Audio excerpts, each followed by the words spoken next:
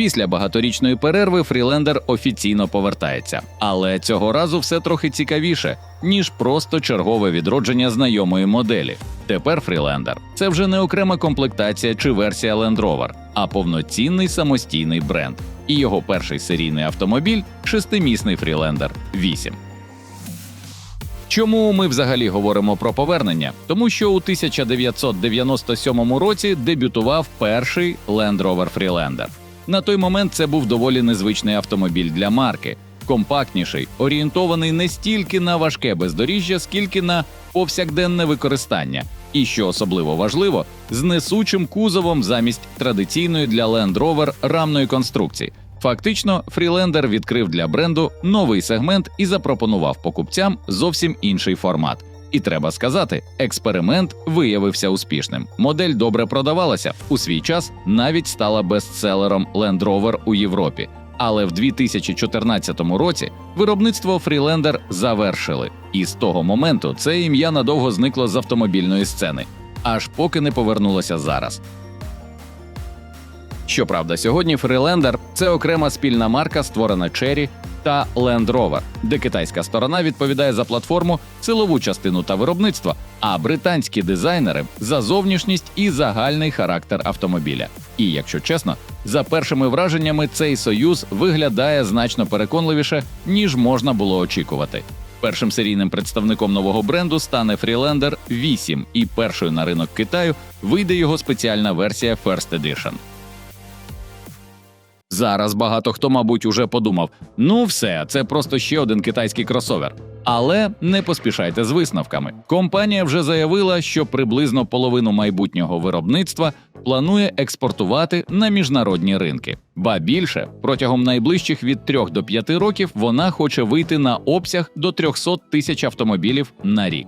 Тобто ставка робиться не лише на Китай, а й на глобальну присутність. Амбіції, як бачимо, серйозні. Але однієї гучної назви для успіху, звісно, недостатньо. Тому сьогодні особливо цікаво подивитися, що ж насправді собою являє новий Freelander 8. Яка техніка ховається під його капотом і, головне, чи зможе нова марка дійсно зайняти своє місце на світовому ринку. Про все це далі у відео.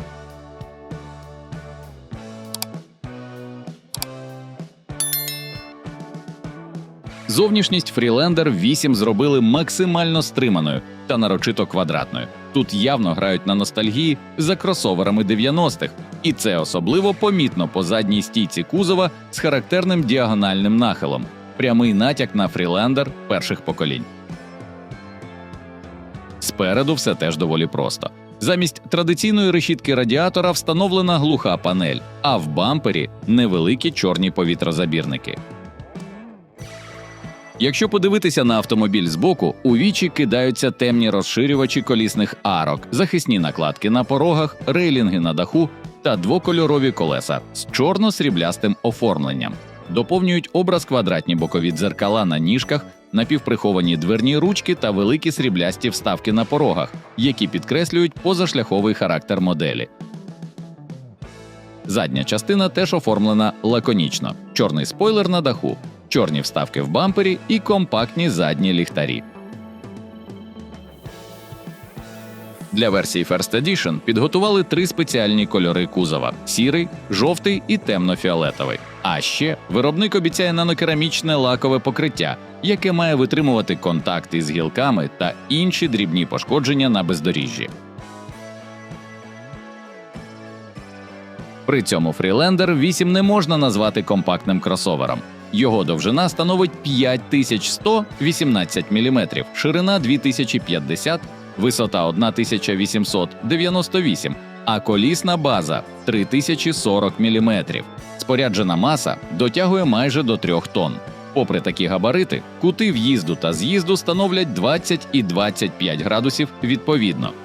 І ще одна особливість – для моделі передбачені лише 21-дюймові колеса, без альтернативних варіантів.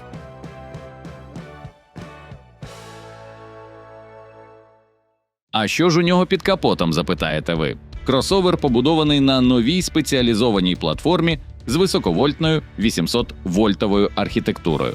Але при цьому це не класичний електромобіль. Під капотом тут працює 1,5-літровий бензиновий турбомотор від Chery потужністю 154 сили. І напряму з колесами він не пов'язаний. Двигун працює як генератор і підзаряджає тягову батарею. Заявлена витрата пального. При цьому 8,2 літри на 100 кілометрів. Сама батарея типу NMC ємністю 60,3 кВт-години. Вона забезпечує до 221 км на електротязі за циклом WLTP, а ще підтримує заряджання зі швидкістю 6 Сі з піковою потужністю до 350 кВт. Потужність електромоторів виробник поки не розкриває. Зате відомо, що Freelander 8 отримає інтелектуальну систему повного приводу, яку додатково допрацювали за допомогою програмних рішень Huawei. За механічне щеплення тут відповідають одразу 3 механізми: переднє механічне блокування, задній електронний диференціал підвищеного тертя та так зване віртуальне центральне блокування. І це ще не все. Кросовер отримає повнокероване шасі та двокамерну пневматичну підвіску. Вона зможе безперервно регулювати жорсткість амортизаторів і змінювати дорожній просвіт залежно від умов та типу покриття. Хід досить сміливий. Механіка спереду, електроніка ззаду. І все це у зв'язці з пневмопідвіскою замкнутого контуру. Така комбінація має дати машині хорошу геометричну прохідність. І в цьому відчувається витончений реверанс у бік спадщини Land Rover.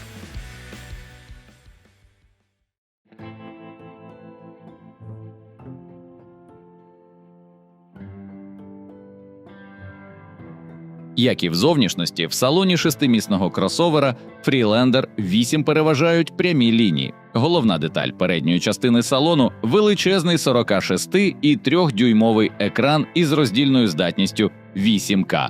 Він займає майже всю ширину передньої панелі. По центру розташований ще один екран – 15,6-дюймовий тачскрін, а під ним ряд фізичних клавіш із металевою обробкою.